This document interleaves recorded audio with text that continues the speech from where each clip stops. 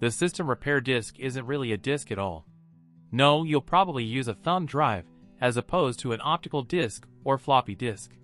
You use the system repair disk to start your computer in times of woe and hopefully fix some problems.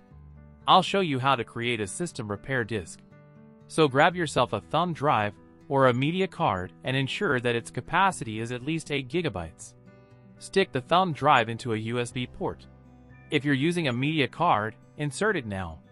Ensure that the thumb drive or media card doesn't store anything you need. The process of creating a system repair disk erases the media.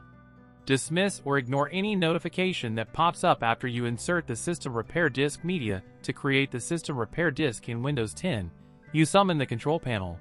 Press the Windows and X key combination and choose Control Panel. Under the System and Security heading, choose Save Backup Copies of your files with File History. File History is an important feature to activate, and I strongly recommend that you use File History or some other form of backup. This topic is covered in another course. For now, choose the recovery item. Click the link, Create a recovery drive.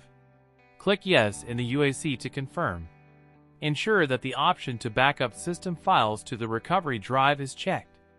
That way Windows system files can be recovered from the repair disk media. Click the Next button. Wait. While the system calculates how much storage it needs, it then displays available media, which includes the removable drive you've already attached to the computer. Choose that drive. Here I'm going to choose Drive D Recovery. That just happens to be the USB thumb drive I just inserted. Click Next. You're reminded that the media will be erased. Click the Create button. Windows builds the recovery disk. This process takes a few minutes. Upon success, you see that the recovery drive is ready. Click Finish. The system repair disk is bootable media. You can use it to start your computer to try out the disk. Keep the media attached to your PC and restart Windows. Click the Start button, Power, and Restart.